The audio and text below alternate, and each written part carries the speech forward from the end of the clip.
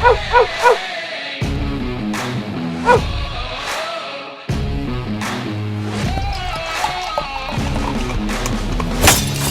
to another edition of the Dogger Pass Podcast. This for UFC Fight Island 8. I'm Paul Shaughnessy, joined in studio by Cody Saftic. Pretty rough card last week for us. You know what? Things were going reasonably well until Buckley got buckled, and then that was it, because put him at the top of the parlays.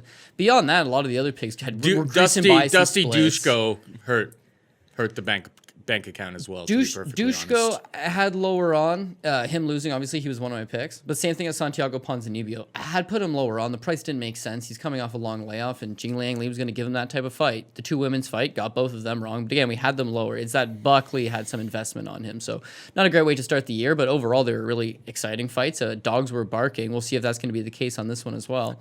You're only as good as your next card.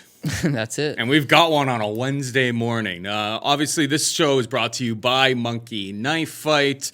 Use promo code DOP and they'll match up to $50 on your first deposit.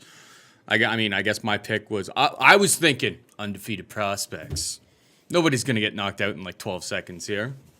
Well, Puna Soriano absolutely smashed my play of the week on Monkey Knife Fight. Obviously, we're learning like the rest of the people. We're just trying to, find the spots and whatnot. So, losing betting night, losing Monkey Knife Fight. But I think we're going to get back on track. Hey, man. If it's not this card, eventually, people who've been around long enough know that, like, eventually we'll catch a heater here. Yeah, for sure. And listen, if Herb Dean didn't have a heart, he would have just let Dusko continue to get dropped as many times as he was. And who knows? Gets to the second round, we got to run some of those totals up. We had also talked about Alicio Di Chirico is not going to hit his total because he just doesn't throw enough. And then he didn't hit his total. No, that's what I mean. So we're figuring out the process together. Shout out to Monkey Knife Fight again for delivering the platform. And it's something new and it's something that we're working on. But there's a couple fights that I like in this card to hit totals. We've got, 14 fights. So it's a big card, lots of offering, lots of spots. And so excited to get back into it. So yeah, remember, it's promo code DOP and they'll That's match a key up to $50. here. That's a key. If you're going to sign up and do us the favor, much appreciated, but make sure you put that promo code in DOP. When you sign up, it's right at the bottom. It's like, do you have a promo code? You just click on that, punch it in, lowercase, uppercase, does not matter, DOP. But yeah, let's jump into things. We got Neil Magny taking on Michael Chiesa, minus 145 Magny, plus 125 Chiesa. Where's your head at here, kid? Yeah, it just seems like Neil Magny's made a lot of improvements. He had that time away from the sport. He's come back. We can all talk about the fact that maybe he's looked chinny at some points in his career. Obviously, the Santiago Ponzinibbio knockout, 4th round. That fight was in Argentina, so it was a bit of an uphill battle for Neil Magny. Lorenz Larkin knocked him out once upon a time. Body. That was shots to the body, I believe. Yeah, but the main thing is you bum rush him. If you're able to just put that pressure on him, he seems to back up. When he backs up and he's pinned up against the cage, he's just got nowhere to go. And the problem with these long fighters, these long rangy guys, is when they don't have any space to operate with, they are really straight up. And so guys were able to find the key on him and hit him. But listen, this is the fight game. Guys are going to succumb to knockout once in a while. It's that he's made improvement since then. So he has that long layoff. Coming back against Jing Liang Li, he is the underdog.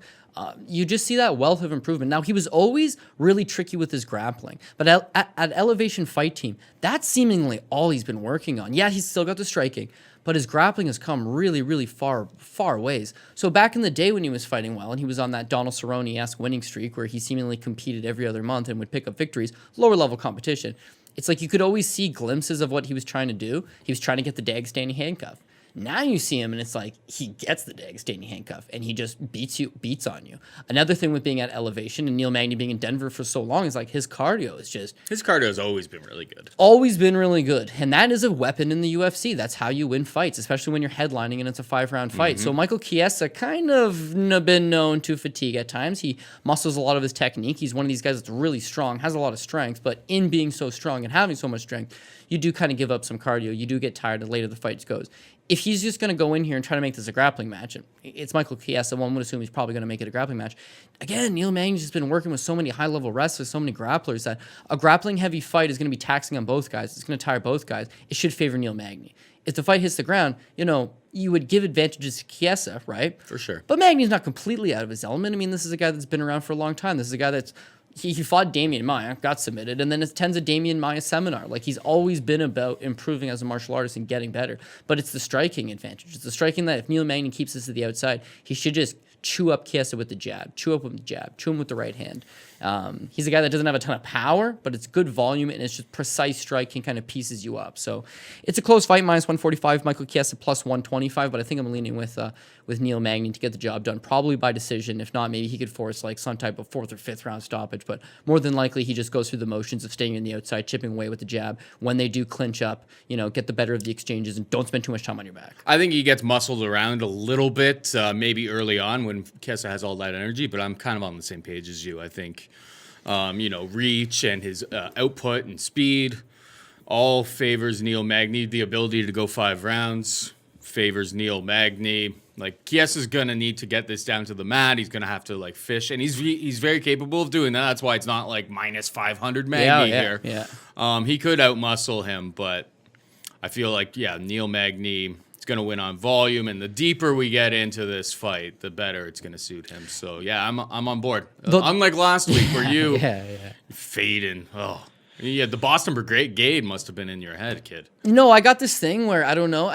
Technically, the kids would classify me potentially as a hater. Because if you think about this now, I went against Khabib. How stupid was that? I went against Max Holloway, and in hindsight, how stupid was that? I went against John Jones his last time out, against Dominic Reyes of all people. Close fight. I didn't look stupid in that fight because it was close, but them last two, it's like, why do you go against these legendary fighters that still clearly have something in the tank? And the narrative wasn't that Max didn't have anything in the tank. It was that Calvin Kattar was just such a good boxer and this and that. But Max, no fucks given. The last thing I just want to throw on this fight really quick, and then we'll move on, is that with Neil Magny, right, the 3-fight winning streak since he's come back. Jing Liang Li, he's going to fight you the certain style same time. Bull forward, striking, brawling. You can't take much from that. The Robbie Lawler fight his last time out. Robbie Lawler, my boy, shot to bits. Absolutely shot to bits. Yeah. You can't take anything from that. It's the Rocco Martin fight. And why that's important to me is that he goes out there, he out-grapples and he out-strikes Antonio Rocco Martin. Now, Antonio Rocco Martin, fighting at 170 now, right?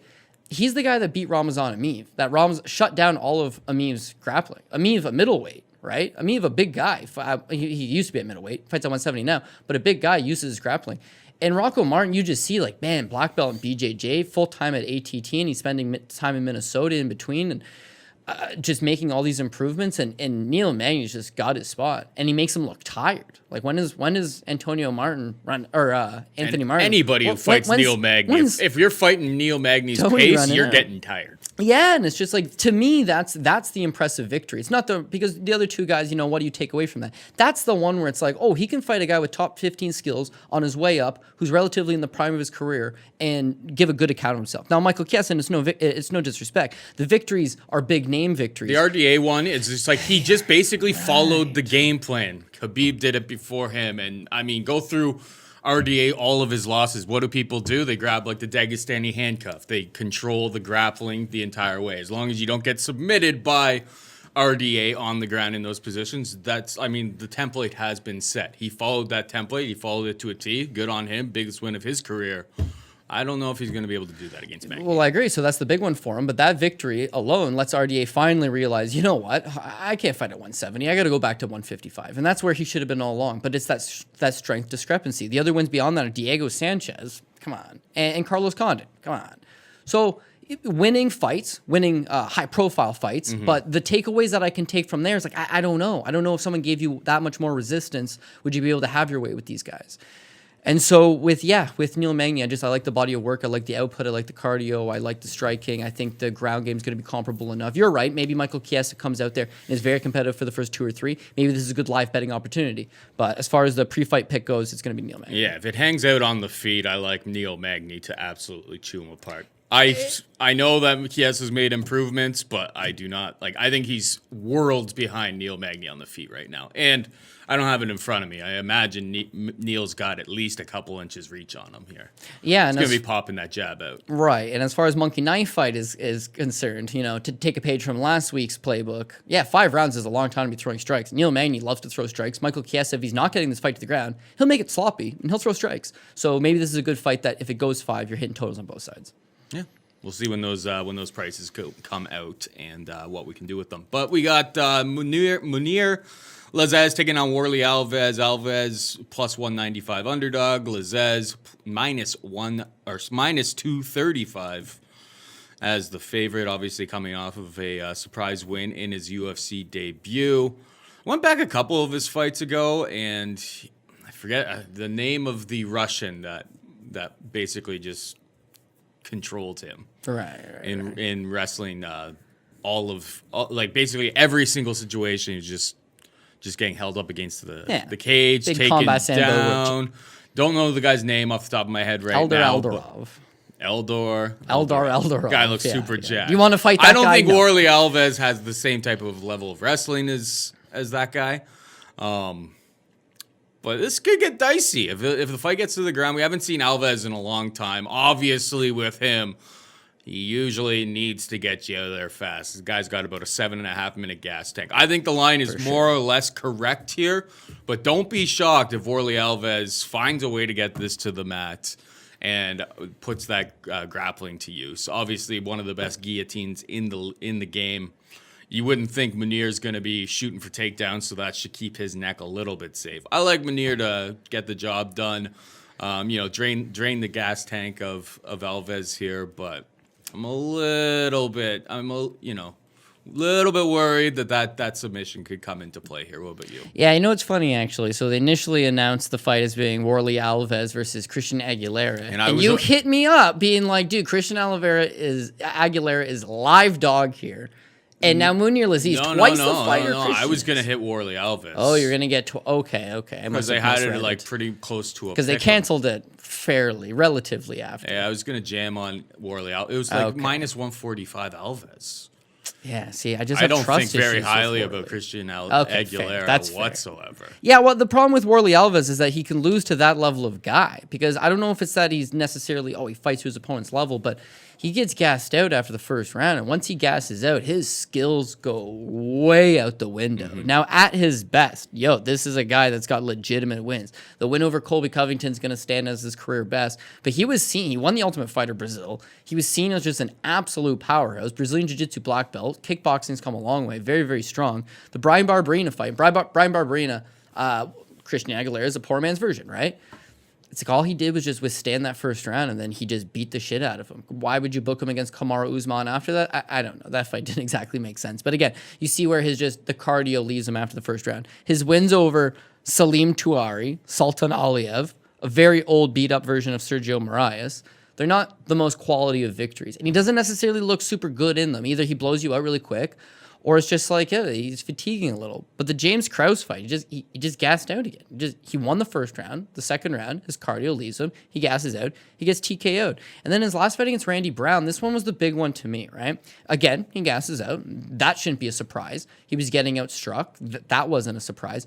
He got submitted with a triangle choke from Randy Brown. Mm-hmm. Like, where was the BJJ? Like, you're a high-level BJJ black belt. But you know the old expression, you punch a black belt in the face and he turns into a brown belt, and you punch him in the face and he turns into a purple belt.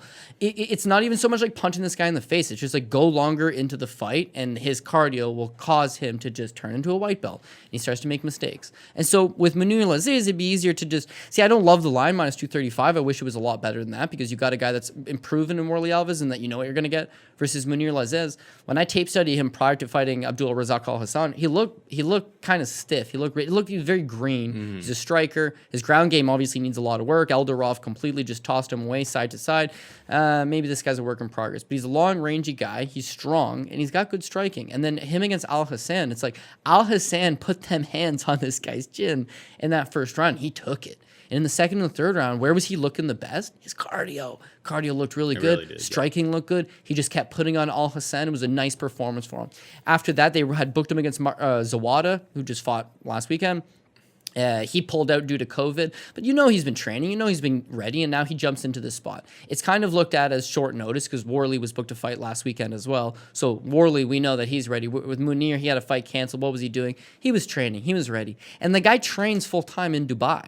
So he's already there, ready to rock and roll. This is a good fight for him, I think. And I think it'd be a good coming out party type fight. Why would Warley Alves be the co-main event on a card? Like, why does that make any sense? I think is he 1-4 in his last 5 fights? In this he's fight. The B-side. And Munir Lazzez is just one fight into his UFC career, but he looked really good in that one fight. You see regional show tape study, he looked stiff.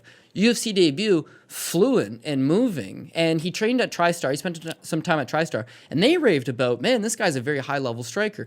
It's that ground game that you mentioned. So this is what I'll leave it at. When Lazzez was getting tossed around by Eldorov, it went the distance, you know? The fight goes 5 rounds. It's 25 minutes. Okay, Wardley can't fight 5 minutes, let alone 5 rounds. And Eldarov's got better wrestling. Yeah, and Eldarov is a legitimate talent, right? That fight is also a year and a half ago, you know, a year and 10 months ago. You would expect Munir Lazzez to hopefully have shored up some of that. So, yeah, I like when prospects lose and they're able to go back to the drawing board and improve, and it appears that he's done that. And I think that he is the A side. He's the hometown favorite, so to speak, and he should get the victory over Warley Alves. We got Ike Villanueva taking on Vincius Moreira in the light heavyweight division, because we got to know, Cody, who is the worst light heavyweight in the UFC.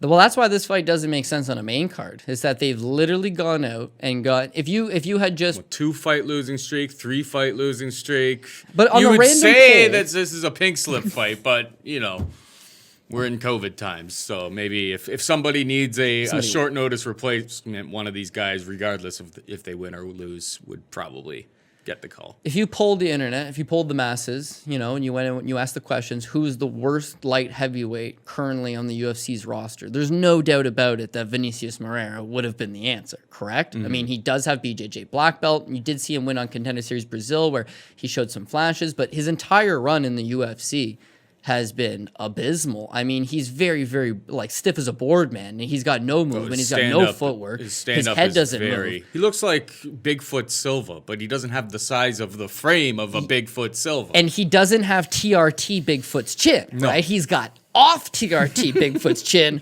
which, as we all know, is not very good. He just can't take the punishment. So it's like, okay, well, he needs to get this fight down to the ground as fast as he possibly can. But therein lies another problem. He just doesn't seem to have any wrestling. No. He's so slow. He's so hittable. He can press you up against the cage and just try to grind you over to the ground. Hopefully trip you. Right. Now, if I asked you, who's the second worst guy in light heavyweight division, that might actually work on. It's like, oh, yeah, Ike Villanueva. Like, he would be the second worst guy currently in the division. And his capabilities should be able to knock out Moreira in the first round. He's a better striker. He's got better hands. He's got better power. I mean, he's got way more experience. It's the striker versus grappler, right? And if grappler's going to struggle to get this thing to the ground, then... But Ike's wrestling's not all that good. Ike's cardio's not all that good. Ike's chin's not all that good. This is extremely untrustworthy. You want to hit the under on this fight because it ain't going the distance. I imagine you're not going to get a great price on that. But again, if Ike's going to win this fight, he's going to knock out Moreira in the first or second round. And if Moreira's going to win this fight, he's going to drag Ike to the ground, tire him out, and probably maybe get a ground and pound TKO stoppage, or more than likely, pick up a submission victory. But when you say pink slip fight, like most definitely, 100%, someone's getting cut. And like in the real world, both guys would be getting cut, but someone's going to win this fight and likely move on. Why is it on the main card, though? I don't understand. And I know people say featured prelim. So Amari Akhmedov, Tom Breese is a featured prelim. You want to keep that's fine. Sumajeri versus Adashev, Striker's Delight. You're building this Chinese prospect. Going to be super fun. That should be a main card. Ricky Simon versus the Gaetano Pirrello, who we'll talk about. Buddy. You don't want that on the main card. You got to... Dolchka? Dolchka would be good on any main card. I mean, all of these things Umar Nurmagomedov, like part of the legendary family, the tribe. Structuring a card gets... Why would you put Ike Villanueva? Structuring a card gets thrown out of a window when you have a card starting at 9 a.m. Eastern time, 6 a.m. on the Pacific side. Like, they're just throwing the fights together. Fair. And hey, they're Wednesday morning fights. There will not be a single complaint from me. I want to watch fights on Wednesday morning. I think this is great. Well, yeah, I like these weird times, like starting at noon last week. Yeah, but awesome. if you had a job that required you to work, which I guess most people don't right now. But I mean, yeah, we're just fortunate that we don't have to be anywhere to work, right? So Wednesday, it's like, oh, perfect. I'm here at work. Yeah, we can watch these fights. But the average person wakes up, right? They might take their kids to school. They might, pack some lunches. They might get their stuff ready. They might have to go drop something off. Their kids don't leave. They make their commute crazy. They make their commute to work. They get to work. They get in. They set up. They put some shit on their computer. They say what's up to the boss, and then it's like, okay, fight time. And by that time, you might have already missed Umar Nurmagomedov. You might have missed Mike Davis versus Mason Jones. But you know what? You'll be able to catch sometime. You should get to the office by 9 a.m. when your job starts, Cody, and you can show up to work at 8:45. Say hello to the boss. And maybe you miss the first Manon two. Fiorot versus Victoria Leonardo. Maybe that's what you miss. Yeah, I suppose we're not all responsible, Paul. Most people are working from home right now, I think, anyway. I don't know. Depends on your situation. Shout out if you're not, though. That definitely sucks. Yep. All right, we got Viviane Araujo taking on Roxy Modafferi. Araujo, minus 330 favorite. Modafferi, plus 270. Modafferi, historically, obviously, we've been on the right side of it sometimes, and not You so have. much. You've been actually kind of Usually pretty good on whisperer. it. I do not like this matchup for Roxanne Modafferi whatsoever. When I watch what I've seen from Araujo, I think she's improving a lot since some earlier losses in her career. She's just super, super fast. She's been knocked out. She was knocked out by Sarah Frota like years ago. Who's gigantic. Super, super strong. Modafferi doesn't throw with too much heat. I just think the speed and the power of her hips and her mobility are going to cause massive problems for Roxy Modafferi. I think Viviane Araujo just stays on the outside, just chips away. Probably goes to decision because Roxy is super, super durable, but we've seen from Viviane that she can stay at that high speed pace for a full 15 minutes. This feels to me, unless you tell me otherwise, like it's probably the safe one of the safe parlay pieces. Yeah, it is. The only thing I'll disagree with is she doesn't have the cardio for 15. She's got the cardio for 10, but she wins the first two, and then it doesn't really matter what the third round happens. But her fight against Alexis Davis, she looks really tired in the third round, starts to make some mistakes. Hey, no problem. She's a young fighter in the UFC, still developing. The Jessica Ai fight, she had a good first round, and then she got massively tired against Jessica Ai, gives up the back half of that fight, ends up losing the decision. And then her last time out against Montana De La Rosa, she's painting a masterpiece for the first two rounds. And then the third round, she's tiring a little bit. And even though Montana's nose is basically near her left ear, and she's just bleeding everywhere. She's I expect just Roxy forward. to kind of look similar. Yeah, she's just marching forward, and that's the problem. Is that some of these girls are just too tough for their own good, and they're hittable, and they actually get busted up. Alexis Davis, exact mold. Is that she just does not move her head. She's extremely flat-footed. She stands in front of you. She's got good cardio. She puts a pace on you, but she's there to be hit. When you look at Montana De La Rosa, she was aggressive. She was coming forward the whole time. She was really trying to test that cardio. But Viviane just pieced her up. And as for the Jessica Ai fight, again, this is learning experience. You're going to have to lose some fights along the way or to improve, to get better, to see what level you're at. But Jessica Ai went on to fight for a world title just after that, right? So at least you were fighting in good company. I'm sure she's working on the cardio. I'm sure it's getting better. But if she could fight in the third round like she does in the first or second, then you've got a legitimate fighter here, because she's got all the skills, Paul. Her striking is very good. She's got good leg kicks. She's got very powerful hooks. Defensively, she's fairly sound as long as she's not getting tired. Her wrestling, her takedown defense, she's so brick solid, like very, very, very hard to just maneuver around, like a little Greek pillar in there. And that's where Modafferi is going to have the trouble, is that she really needs to get this girl and toss her to the ground. She's going to have to force her up with against one the of those cage. little judo tosses. Is this the big cage at the island? This is big cage of the island. Yeah, and which helps Viviane again. Yeah, more. for sure. The athleticism goes to Viviane by far, and that's going to give her the speed advantage. And so she should be able to just tee off on Roxy. And Roxy's actually made a lot of improvements to her own striking game. If you look at the improvements this girl's made over her career, it's why she can go from losing, I think she lost 6 fights in a row, to now being a legitimate talent in the UFC. But where she can maybe get Viviane into a situation where it's the third round and she hasn't been knocked out yet and Viviane's tired, she doesn't have those third round finishes. Like all those big upsets that, as you mentioned, it's like, sometimes we're on them, sometimes we're not. The main thing is that they always pay good, but she's not finishing anybody, The Nico Montano fight, the Antonio Shevchenko fight, which was a big upset at the time for whatever reason. It's a decision. She's able to take her down controller. The Macy Barber fight, huge underdog victory. But the girl had one knee, and Roxy was just taking her down and spending all this time on top control. Didn't ever really come close to finishing her outside of the actual injury itself. In the Andrea Lee fight, it's another underdog victory. Roxy's always defying those odds with a decision victory where she greases out, a relatively close fight based on her ground skills. So even if she drops the first two, Viviane looks like better she's not athlete finishing than the third. all three of those girls that you just mentioned. Better athlete, better striker, better takedown defense. Because the main thing is that Andrea Lee wins that fight for sure if she had takedown defense, right? But because she was so worried about getting taken down, she's not letting her strikes fly, and then she was getting taken down. With Viviane, it's like that shouldn't happen until the third round. So by that point, she's up 2 rounds. And when she's up 2 rounds, even if she does lose the third, for whatever reason, she is tired, she takes it off, she runs away, whatever, it does not matter. she would still get that 29-28. So I agree. This is one of the parlay pieces of the card. It's minus 330. You're not hiding anything from anybody. And with Roxanne Modafferi, it's like, again, she's always defying the odds. But, like, you know, you can only catch lightning so many times here. She's won fights she had no business winning. And she's lost fights as well. It's not like she's on a great streak. It's that, like, you can't overlook her. The fact that they're giving you 330 is they're showing her some respect. And to that extent, that's a good price for me. Minus 500, I don't like. Minus 600, I don't like. Look at the Macy Barber fight. She's like 20 years old, right? And Roxanne Modafferi was a plus 525 underdog. That's the disrespect. Plus 270 underdog against a much better fighter than Macy Barber. That's not disrespect. It's a good price. I would take Arroyo at that. All right, we got Tyson Nam taking on Matt Danger Schnell, your boy.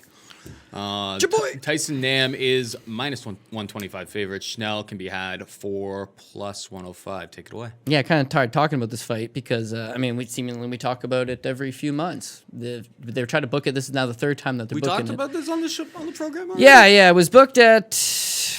It was booked at... talking about it, but there's so many cancellations. It was on UFC Vegas 10, Waterson Hill. Schnell actually missed weight for the flyweight limit, came in at 128, and then he got sick because of the bad weight cut, pulled out of the fight altogether. And I'm guessing that what we have said in the past, since I can't remember, is that Tyson Nam's going to knock out Matt Schnell. That's what I was saying. Let's go. That's what I'm thinking. It's actually only plus 155 for Nam by knockout, so I would just take the minus 125 to be perfectly honest. I think he could win by decision. It's flyweight division. I know that he is a potent power puncher, but Tyson Nam seems like maybe the best, my favorite play so far, at least on this card. Well, I like Magny too, but yeah, well, I think the giving path very, is just so clear for fight. Nam. It's just like, you know, he's a very powerful puncher, 425 pounds. Matt Schnell, good grappler.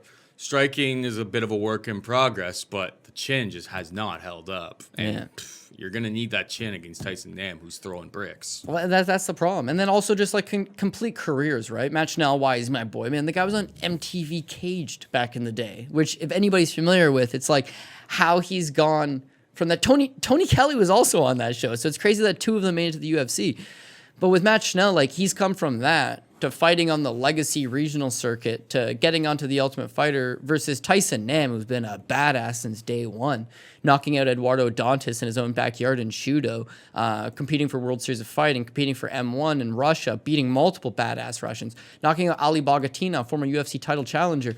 Like this, fighting 5 rounds multiple times. Like Tyson Nam has been there, done that, has the skills of an entire lifetime. And with Matt Schnell, it's like maybe a little bit of a case of overachieving. He does have very good grappling, but like he needs to get this fight down ASAP and submit Tyson Nam. And the thing with Tyson Nam is that he's from Hawaii, so he's got that cast iron chin, he's got that just scrap style, but he spends so much time in Oregon that like taking him down is a problem, which is why guys in Russia had trouble with him because they weren't able to take him down. They're forced to strike with him. And when you're forced to strike with him, he packs heat. Now at 125, he packs heat. At 135, he still does. It's that naturally at 125, just guys aren't really like that. But he can win fights at both. And the reason why he shows so many losses on his pro record is that he can fight anybody, anytime, anywhere, any promotion, doesn't really matter. He's kind of been his own enemy in that regard. He's had some dud performances, but he's also shown up, and when he shows up, he looks good. And that's kind of been the case as of recently. So to talk about Schnell quick, Schnell comes off the Ultimate Fighter. He fought Rob Font. Yeah, bad fight, obviously. Knocked out in the first round, and we won't discredit that because it's Rob Font, first round knockout, no big deal. It's the next fight against Hector Sandoval where he's also knocked out in the first round. He's knocked out 4 minutes in the first. Hector Sandoval never really went on to do much. Hector Sandoval's also like 5'5", small little flyweight, Team Alpha Male. His wins over Marco Beltran by decision, Naoki Inoue on a split decision, and then the 2 wins over Smolka and Espinoza. Smolka had been drinking at the time. You know, it's a quick little triangle victory. Espinoza, I'm not high on him at all. He's a great athlete, not a great fighter. He submits him as well. He doesn't have any power in his hands. And that's all to me. Smolka's win is a nice win, right? Because it's circumstantial a little bit. The other wins aren't super impressive. Most of those guys aren't hacking jobs in the UFC currently anyway, right now. And then they give him Pantoja, good striker, right? You see when he fights good striker, knocked out in the first round. So he's got 3 losses in the UFC. He was knocked out in the first round all 3 times against, you know, Rob Font's a great striker. And Pantoja is a good striker, not a great striker, a good striker. And Hector Sandoval is a okay striker. But those guys are just clipping him at some point and knocking him out. The Marco Beltrans and the Naoki Inoues and the Jordan Espinozas, they're not catching him. But anybody with a modicum of striking and power has been touching him, and that's the problem with Tyson Nam, is that you can't fight a guy with that much power and not get hit at some point. You got to pursue those takedowns, but his takedown defense is better than Schnell's offensive wrestling. So if Schnell doesn't get him to the ground, he has to stand with him. And if he stands with him, he's going to suffer the exact same fate that Jerome Rivera or Adashev faced, which is you get punched in the face by Tyson Nam, and it's a big problem. I'm thinking if we when we do get Monkey Knife Fight prices, we hit the double under on this and just hope that Tyson Nam gets that early finish. The double depending under. on what depending on how many significant strikes Yeah. are expected, but the double under. Imagine this would have happened. Imagine this would have happened, right? And this is the last narrative I want to leave you with, and then we'll move on because I think we're clearly on the same pace. Tyson Nam, and it is one fantastic of a price tag, but. So he's got those 3 first-round knockouts, okay? And then he's booked to fight Tyson Nam. He weighs on the scale. He misses weight. Was it a tough weight cut for him? The guy misses weight to flyweight. That's his natural home. Tyson Nam don't mind fighting at 35. Maybe that's where this fight should take place. He's got to now recut that weight. We don't know how it's going to affect him. But he got sick from the weight cut and pulled out of the fight. Had he not pulled out of the fight, what would have happened? Would have got knocked down in the first round. And then we'd be like, oh, okay. So now at least he's been able to rehydrate. He's got to recut the weight. It's a quick-ish turnaround, I suppose. He pulled out of another fight just in December against Tyson Nam. Like, I don't know. That's tough Christmas on the body, holidays man. just happened. You got to go all the way to Abu Dhabi. You had a little bit of stuffing with your turkey. Now you got to cut extra 5 pounds from that meal. And there's no doubt Bad Tyson news. Nam watched the fights on Saturday and is fired up. Hawaii fever, right? Yes, sir. Prove me wrong, but hopefully Tyson Nam is a winning Hawaiian that I am on the right side of. And I think the price is just so good that anything can happen in a fight. You would just probably take it straight up. But the Tyson Nam knockout, the Tyson Nam knockout round 1, and even round 2, those also seem pretty intriguing as well. We got Lerone Murphy taking on Douglas Da Silva Andrade. Minus 310 Murphy, plus 255 Andrade. Andrade spent most of his career. I've kind of always equated this guy to like a poor man's John Lineker. I don't know if he has the durability. He definitely doesn't have the same technique or the speed of Lineker, but I look at the numbers here, and this is up at 145 pounds, and Douglas Silva de Andrade has like a 68-inch reach. He's going to be giving up about 5 to 5.5 inches of reach against Murphy, who I think is faster, is going to stay on the outside, avoid trouble. I understand the line. I think Murphy gets the job done here, but Andrade is definitely he's super, super jacked. Really, really muscular. We'll see what he looks like. Maybe he's packed on 10 pounds of muscle, and it's not just him taking a fight here, because they're not really offering anything else. I wonder if he wanted to move from 135 up to 145. Or did he fight at 145 last time out? He did, yeah. Against my Henan bad. Barao, who just also has trouble making weight. Yeah. One of those guys. It makes sense to me. Lerone Murphy, big reach advantage, great athlete, and we see massive improvements from him fight to fight. He's the rightful favorite here. I've got nothing to say about the line, really. Yeah. I actually I like Lerone Murphy. I think he's a great athlete. I think he's one of these guys that maybe like eventually like a Leon Edwards, like that type. He maybe a better version of a Mark Diakese, but in that he's got skills everywhere. But he's a great athlete. He can get by on that, at least with certain matchups. When you see him debut against Tuhugov in the UFC, it's like, man, talk about a bad fight to come in as a UFC debut. I mean, to this point, he had fought in very limited levels of competition. He also fights it's the undercard of Khabib versus Dustin Poirier. You're fighting Khabib's boy, Zubair Tuhugov. You're in enemy territory. They're not going to give you any favors. He comes in as a plus 245 underdog to him, rightfully so, and then proceeds to get his ass kicked in the first round. But he doesn't go down. He survives. And in the second round, this guy's back at it, man, because he's young and he's healthy and he hasn't had these long career battles and he's in with it. And he wins the second round against Tuhugov. He wins the third round against Tuhugov, but because of the first round 10-8, he ends up with a draw. And that is a credible draw against Zubair Tuhugov in your UFC debut in a place that you're not usually going to get the nod against this guy. Good for you. Right after that, though, the Ricardo Ramos fight, that's his next fight in, right? It's like now you see the improvements put on full display. Ricardo Ramos was doing that stupid thing where he's throwing those like back kicks. They were like, behind the calf, like to a shin kick almost. It was absolutely ridiculous. But Lerone Murphy just picked this guy off. He showed the power. He showed the speed. His cardio was good. I liked it from the Tuhugov fight. And I think that you're making improvements. He's 29 years old, so he's not super young. But the thing with Douglas D'Andrade is that he's 35. You know, he came to the UFC. He already had 20 wins. It was like, where was this guy? And he fought low levels of guys, and he'd fight a little bit better. And then the win over Marlon Vera, when you see that on paper, it's like, holy shit, dude, he's got a win over Marlon Vera. And his last time out, he did beat Renan Barão. Holy shit, that's a win over a former champion. But it's like there's levels to this. The Marlon fight is that Marlon got off way too slow of a start. And again, it's a couple of years ago. And the Renan Barão fight, it's like, Renan Barão is just like a shell of himself. Against Lerone Murphy, it's like, this is not a guy that's not confident in himself or on the back nine of his career. It's like, this is a hungry up-and-comer that is just 2 fights into his UFC career, but has still a lot to show. So I'll take Lerone Murphy. The minus 310 I don't love, just because, again, he is unproven. He still does have a few things to show, but Douglas Andrade would just have to catch him. It's not like he's got a ground game that he can fall back on. And Lerone Murphy, meanwhile, can grapple as well as just stand there and strike. You know, again, with those Leon Edwards types of comparisons, it's like the guy can do it all, and he does have good ring IQ, and I expect him to put it together come Wednesday. So sign me up for Lerone Murphy to get the victory. Tom Breese takes on Omari Akhmedov. Breese minus 160, Akhmedov plus 140. Who you got here? I mean, it's a dangerous fight considering that we definitely know what both guys want to do. Tom Breese has the far superior boxing, has the far superior range. I would give him the cardio advantage, and he just wants to stay to the outside and just box him up. With Omari Akhmedov, he probably realizes that he's going to get boxed up, so he's going to just swing those overhand bombs, close up the distance, get him up against the cage, and just try to peel him to the ground. It's how much can Omari Akhmedov do with that? If he can get 2 rounds out of that then maybe he does go up 2 rounds over Tom Breese and just has to make sure he doesn't get knocked down in the third. But if he starts to tire from a grappling heavy game plan, which he normally does, after 1 round, Tom Breese is probably going to knock him out or at least just control the outside. Tom Breese is also a BJJ black belt. I know guys that have trained with him and they rave about how good he is. You haven't really seen it on display in the UFC. That's because he usually goes to his boxing. But if Akhmedov does get him to the ground, he's not a fish out of water. He'll be okay. I don't see him submitting the man with no neck, but at the same time, like, he should be able to at least defend himself and hopefully get back up. But when you're 6'3" and you have those long limbs, like, guys like Akhmedov can have a lot of success against you, just using that lower center of gravity, pushing up against the cage and peeling you to the ground.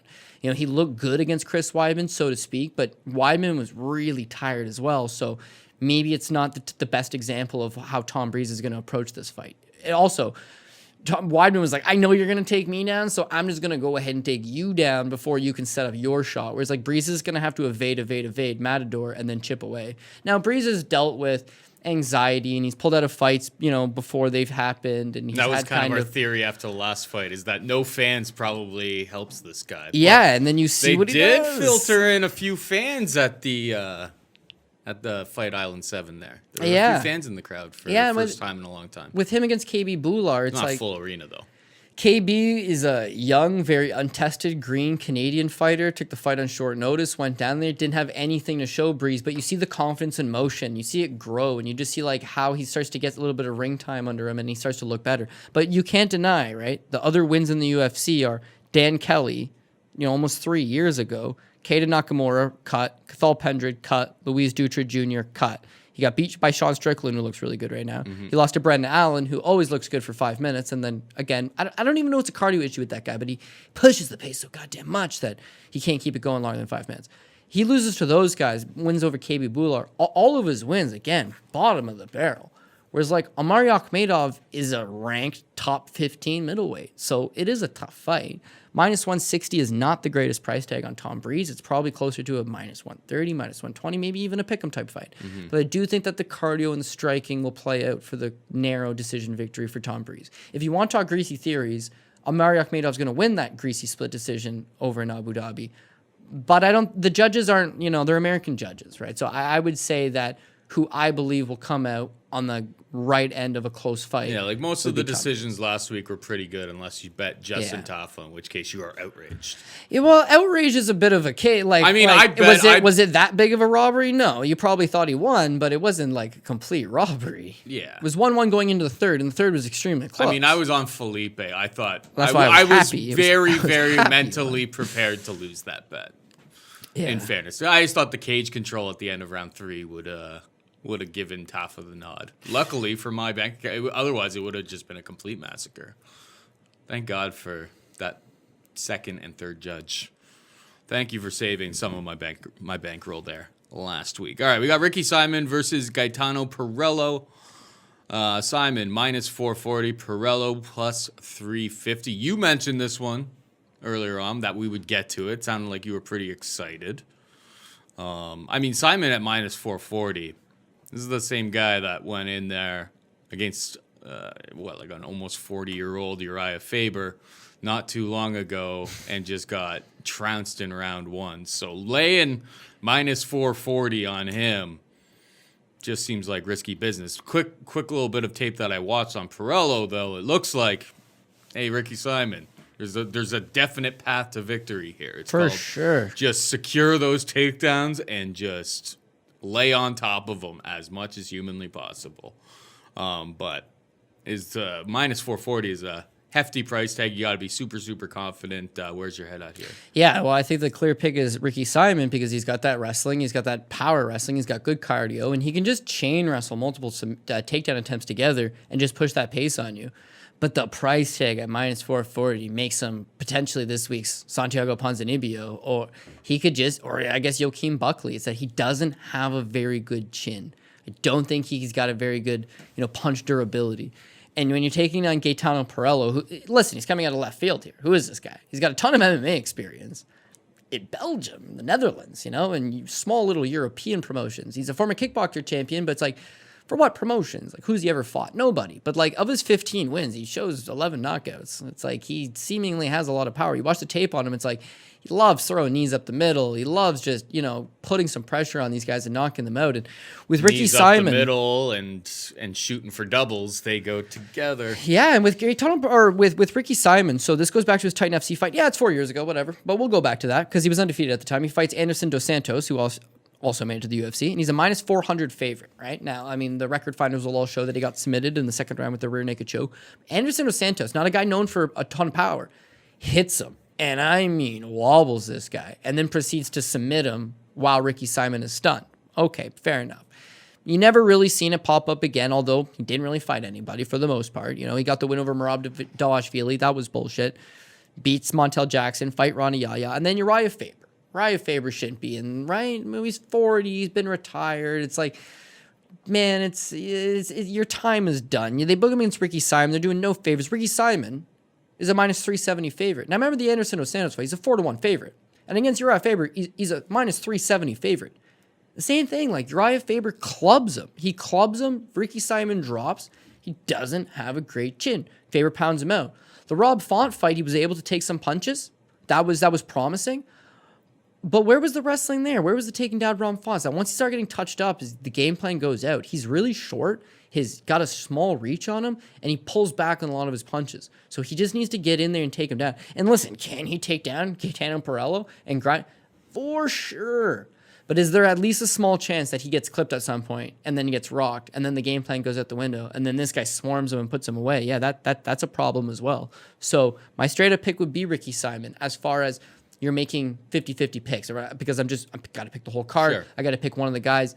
That's who I'm picking. But does he win 80% of the time? Yeah. And again, you're going to say he's not chinny, man. He shows one knockout loss in his career, but it's like lesser strikers have hurt this guy. We've seen him hurt, right? We've seen him wobble. We've seen him get caught. And with Gaetano Pirrello, there's enough doubt to avoid a minus 440 here. Yeah, same thing. And with Ponzinibbio, it was the same thing. It was like, well, he's been off, and what's Jing Liang Ling going to do? He's just going to bum rush him and throw some bombs. It's like, yeah. And have you not noticed that that's all Jing Liang Ling does? And then it generally has success for him. Like it's not pretty, but it makes it a danhis, volatile fight. Ponzinibbio never looked good in that fight. No, he just looked. He looked like a guy who had been off for 2 years, and yeah, his timing, his footwork, everything just looked off.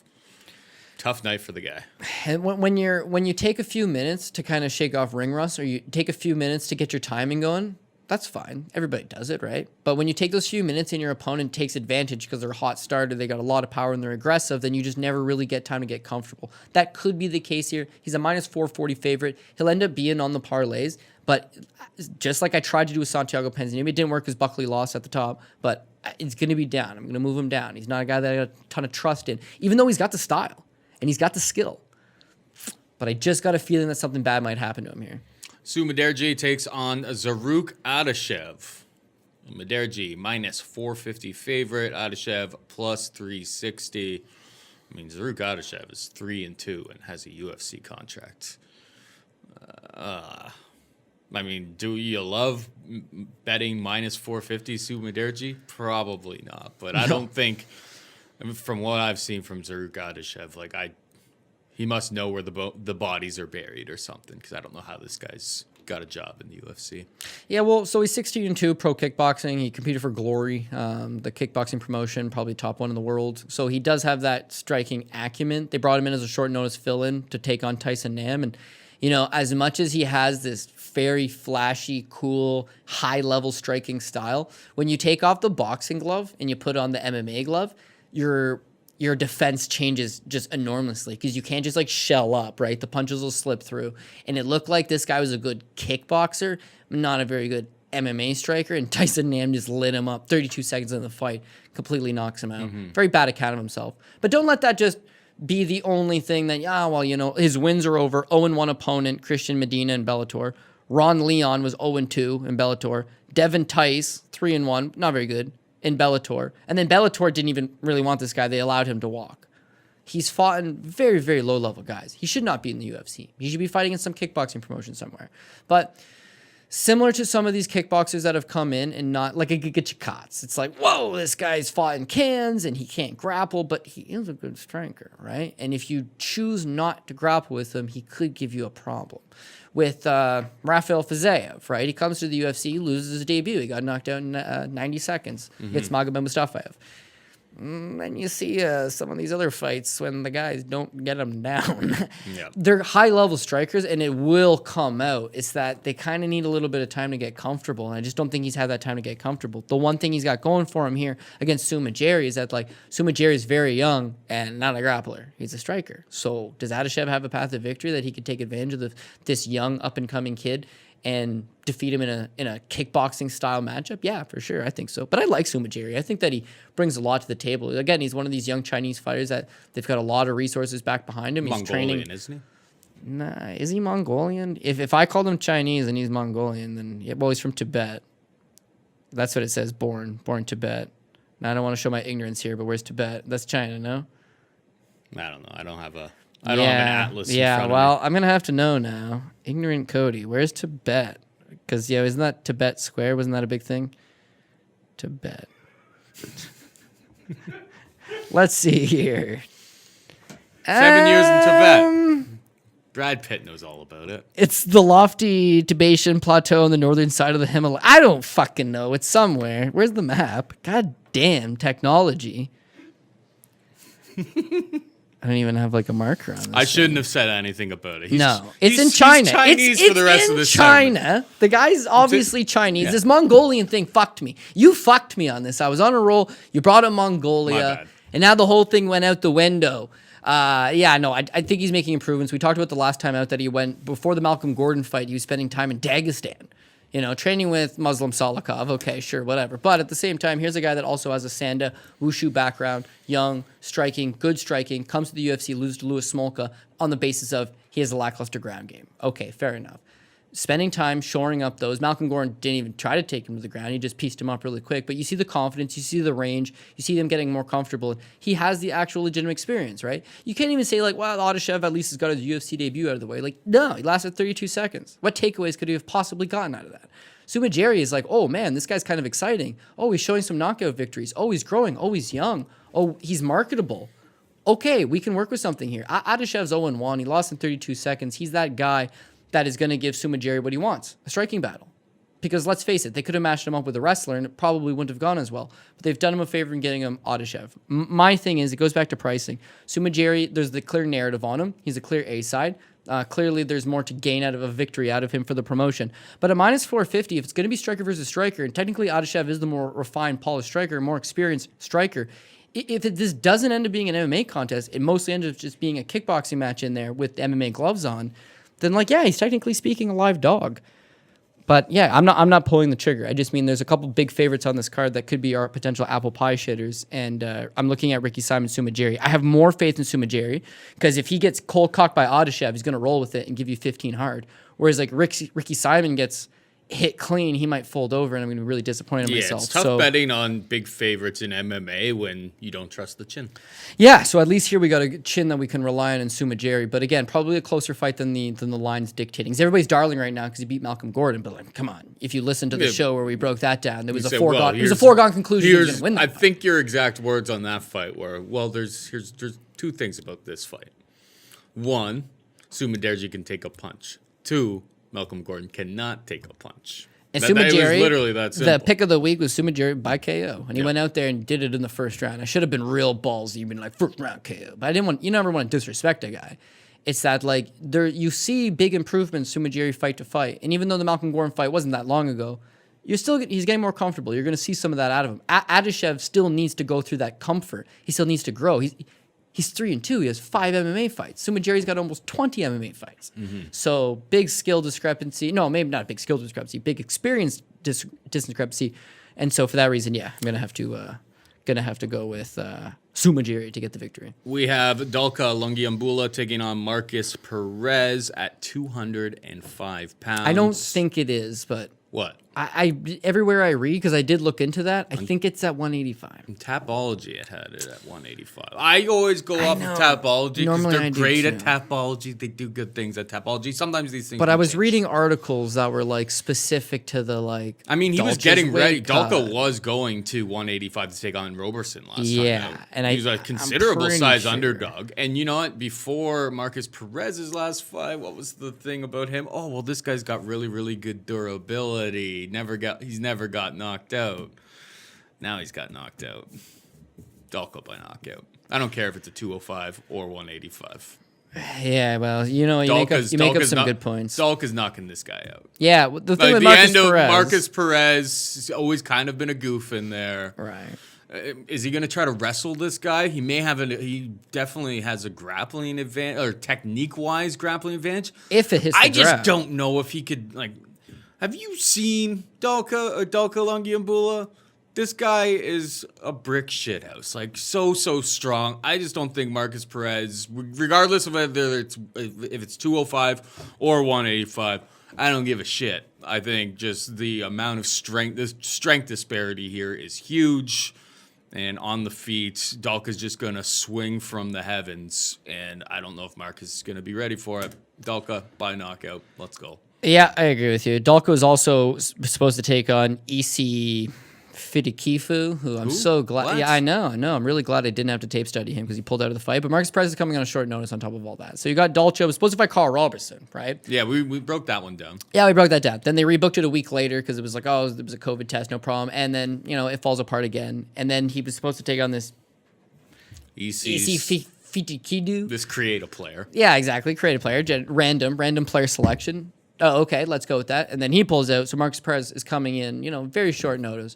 And the reason why that matters is that one of the ways to beat Dalka is that you got to take him into some deeper waters and get him tired. All that muscle, all that power. He does have suspect cardio. He finishes a lot of fights early. You got to get him to some deeper waters. And Perez has an okay gas tank. But now that you're taking a fight on a week's notice, yeah, not great. Another thing is when it's a week's notice, you got to think it's Perez. It's at 205. 205 would make more sense. Perez just hanging around. Well, he's not a very big guy though. Yeah. He's. I mean, Dalka used to fight at heavyweight. Yeah, I get that, but still, you know what? And to be honest, I don't know. Perez is a 185. He's fought all of his fights at 185. He's probably waiting on the sideline. Like, I hope I get the UFC call training. Listen, I know guys in Canada. They just walk into the gym and they train with 6 other guys, and it's no problem. And I think that the rule is like, if you're a professional athlete, then you can still train and you can still go about your business. So where we always discuss like, oh, it's quarantine camps, and like, if these guys are serious about their craft, their training, they're going to be in good shape. Perez takes the fight in short notice because maybe he's in good shape. The thing is that with Perez, if you're going to tax a guy's cardio, you got to push a type of pace, and he doesn't push a pace. He's so lackadaisical. He just messes around a little bit. Mm-hmm. He's goofy, like you said, and then it was okay because it was like, oh, do you know what, that goofiness and that rolling with the punches? He's durable. Like, it's hard to flank this guy. But then the Dricus Duplessis fight, he actually has a couple spots in that. Dricus is not historical power puncher by any stretch of the imagination. And I thought Perez was having a few spots here and there, like he was touching them, and then I think bang. we touted Drickus by decision on this very program. I know. Bang. I know. Well, because we talked about Perez's durability, and he's got a great chin, and he had fought in guys that were strong, like Eric Anders back in the day. That was like, these guys have chin checked him. I've seen Andrew Sanchez put a beating on him. Not that he's a power puncher, but he had taken punches. He had never been finished. The guy's got good durability. He shows winning LFA over Ian Heinisch by submission, and we got a little submission game. We got good chin. We got some okay striking, some okay cardio. This is a serviceable guy. Shows up to the weigh-ins dressed like the Joker, and then proceeds to go and put a joke of a performance in, you know? As soon as he had Dricus hurt, it was like his entire game plan went out the window, and he just decided to bum rush him with his hands down and paid the ultimate price for it. So can he get knocked out? Yes, we most definitely know it now. And that's a scary thing against Dalka, that it's like, well, how do you approach him? Do you stay to the outside and you do that lackadaisical approach? No. Because the forward movement fighter, which will now be Dalka, is going to win, right? He's going to win based on he's going to be moving forward, and he's going to land the more significant strikes. Okay, so now you need to bring the fight to him. That's easier said than done, because I tried that my last time out and I got knocked out by Dricus. And Dricus is half as menacing as this guy. I don't want to engage him. Okay, you know what? You have a BJJ black belt. You have that win over Ian Heinisch once upon a time. Get this guy to the ground. It's like, ooh, you see, Dalcha is actually a judo black belt and is like a multiple-time African champion. Like, this guy don't fuck around. Like, his jiu-jitsu looks pretty tough to take stiff down when he's actually on the ground, like some of his old fights. But yeah, the guy's so strong. Like, I think it's going to be really hard for Perez to try to control him. Yeah, and then it's like, well, we've seen other guys have success against him. It's like, no, you haven't. You've seen Magny Ankalaev, right, who's won, a badass. Who's honestly a top 5 light heavyweight right now. And he's a 205er. And I do believe this fight's actually at 185. And I think that those reasons, if he comes in, he makes the weight, we got to wait till we see him on the scale, is the last 2 fights, okay? This is where they got it fucked. Ricky Simon's a 440 favorite, but it's like, man, he could really blow that one. That's why I like him, but I don't really want to bet it. Mudaerji, geez, he should win, but 440. Dalka's 135. That's a perfect pricing for him. Perfect pricing. You know, they didn't make him a 3-1 favorite. Oh, he's probably just going to knock out Perez. Perez is there. It's like they're telling you, he's got some issues here and there, but that is a bettable price tag of minus 135. And so, yeah, I think that he's going to be the pick on this one, that he probably catches Perez at some point or is able to just back him up, land the more meaningful shots, and then cruise to a decision of some type. Francisco Figueiredo, brother of Davison, takes on Jerome Rivera, minus 150 Figueiredo, plus 130 Rivera. Guy takes on this one. Yeah, this one was weird. Francisco Figueiredo, let me just, for the sake of accuracy, it opened up at, I thought this was weird. You trying to look up the map of Nepal now, or what? Yeah, he opened up at plus 105 as an underdog. And then people must have been like, oh, it's Davidson's brother, auto bet. And so now you've got an auto bet Francisco Figueiredo. He's not his brother, first and foremost. He likes to strike, similar to his brother, but he just doesn't have that guillotine. He doesn't have that strength. He doesn't have that, like, fast twitch reflex. He doesn't have that timing. He doesn't have that aggression. He seemingly has some power. He's an okay striker. He's a switch stance striker.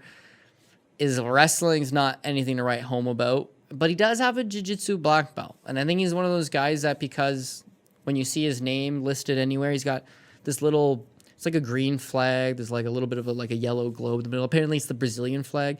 You got one of those next to your name, you got a BJJ black belt. They all got one. That's kind of what his is. So, did you find that on the map? Is that... Is it in China? No. Is it in China? Should I check it? Should I fucking Google it, Paul? Maybe it's in Mongolia. Pal. Thanks. Jerome Rivera, like, he's got a lot of issues. He needs to get this fight to the ground as quick as possible. He seems like he could have been an okay prospect. I've been watching him since he was fighting, cutting it in the LFA days. But he just hasn't really seemingly made a ton of improvements. Now, he's still young. He still could be getting better. But his only path to victory is he needs to get this fight to the ground and out-grapple him. And so, again, Santa Fe zone, he's 25 years old.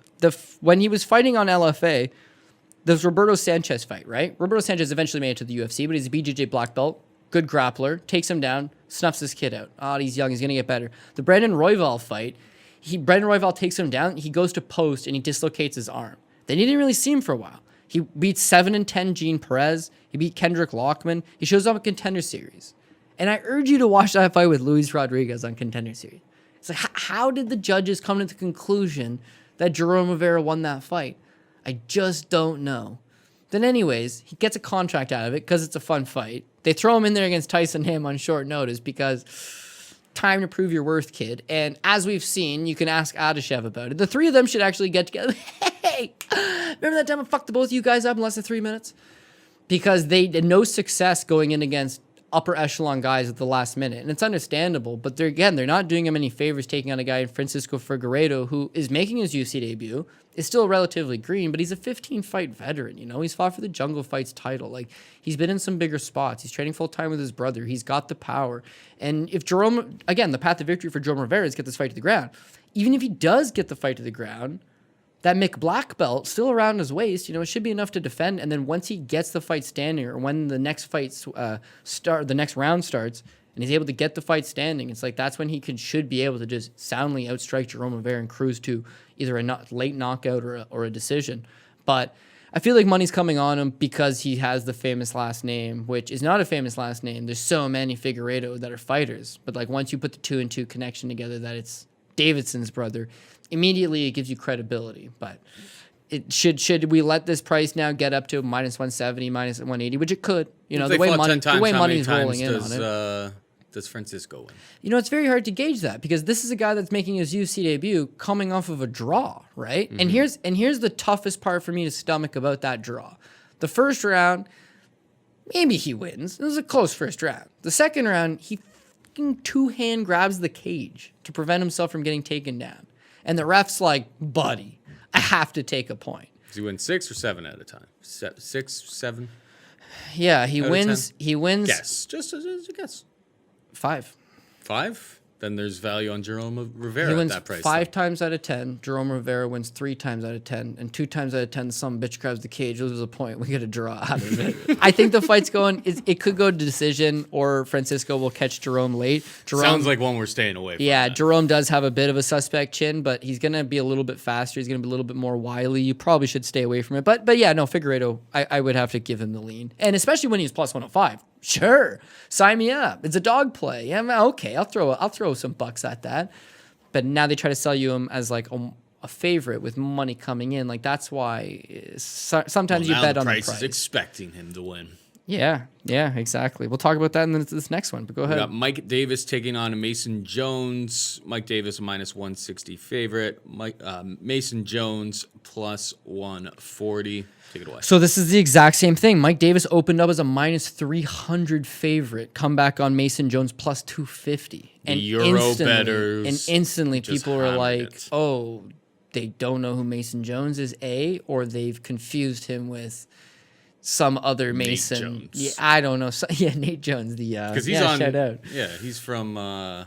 Is he from Cage Warriors as well, Nate Jones? Or I would think they thought Mason Jones was Jack Mason, and we're like, oh, dude, journeyman out of Britain. But no. I think you're thinking of Mr. Bagtag. But yeah, no, you got Mason Jones here. He's actually undefeated prospect, 25 years old. We won money on him at the beginning of the pandemic on the Cage Warriors. On the Cage Warriors show, where he's a dual. But he was like champion. a minus 500 favorite, I think, on that fight. He got steamed up. I think he opened up at like minus 320. He was big key on a parlay, and then he cruised. Man, he got a first round knockout. He absolutely put on a hell of a performance and looks the part. It looks like he's still only 25 years old, but a good, developing, solid prospect. You give this guy, you know, another 3-4 years in the UFC, and then you'll really start to see him shine, I would think. But for the time being, he does got a really tough test in front of him in Mike Davis. But to say that Mike Davis is a minus 300 favorite over Jones makes no sense. So you see all that money, all those people jump on the plus 250 Mason Jones, and now you're getting a much more reasonable price tag. Mike Davis minus 160, plus 140 Mason Jones. But that doesn't change the fact that I think Mason Jones is still the value pick. He's still the plus money play.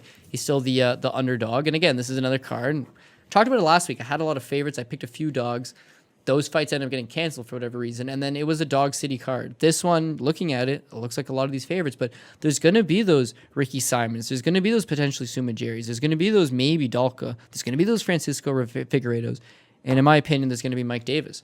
Mike Davis is probably the thing going against him is that he's still kind of green, and not green, I shouldn't say, but he's still young in that he's only got 10 pro fights. He's 8-2.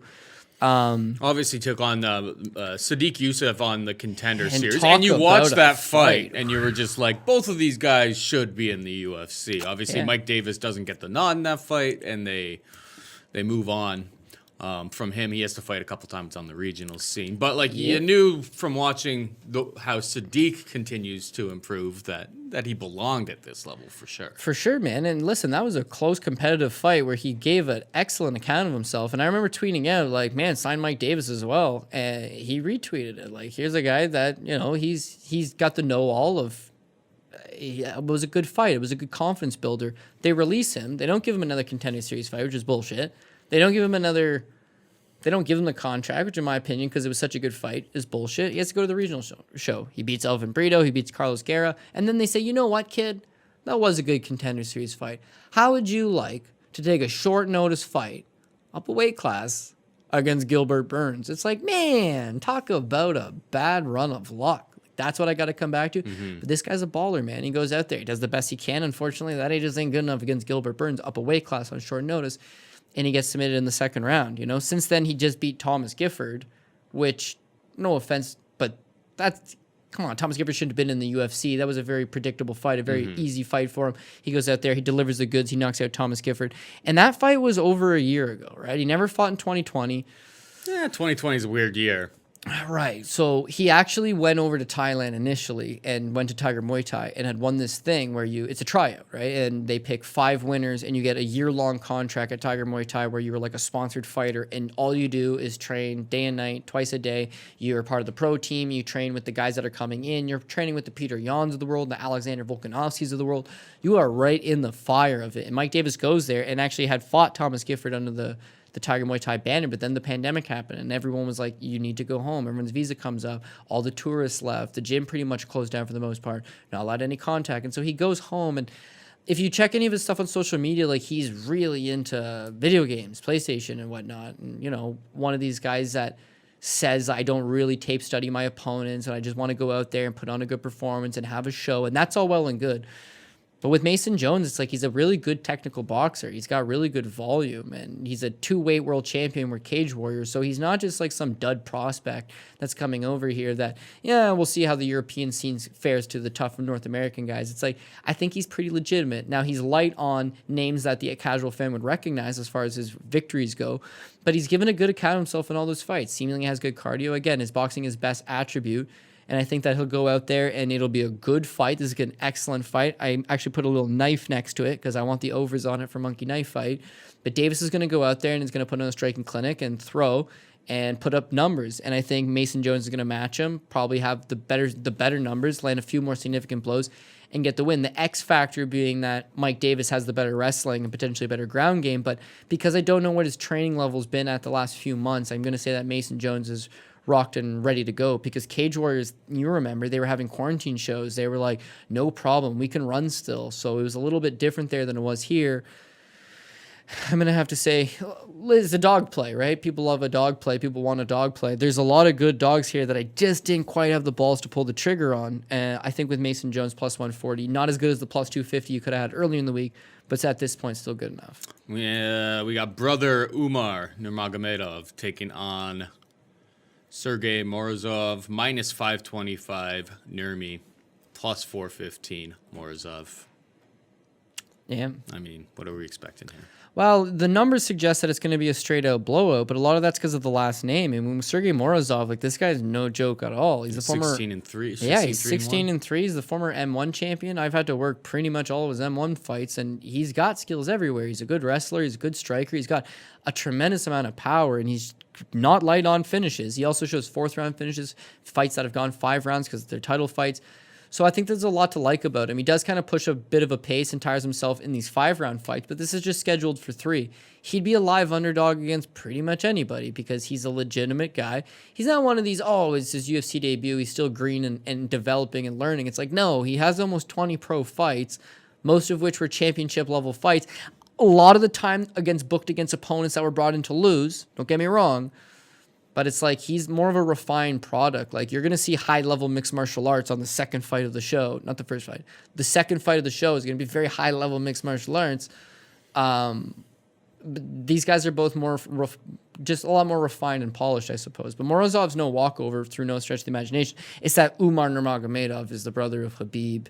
They're fighting in Abu Dhabi. Khabib's ringside. If this fight goes to decision, and I would likely say it's going to decision, you think he's going to get the nod. He's also just the better fighter. His striking's... I don't know if they're brothers. No, they're not. I don't think they're brothers. They're brothers. They're My brothers. Brother. That's why I referred to him as brother Umar. Speaking of their brothers... Morozov shows this. I guess he was in like the MMA World Cup or something, and he fought Saeed Nurmagomedov in the finals and lost.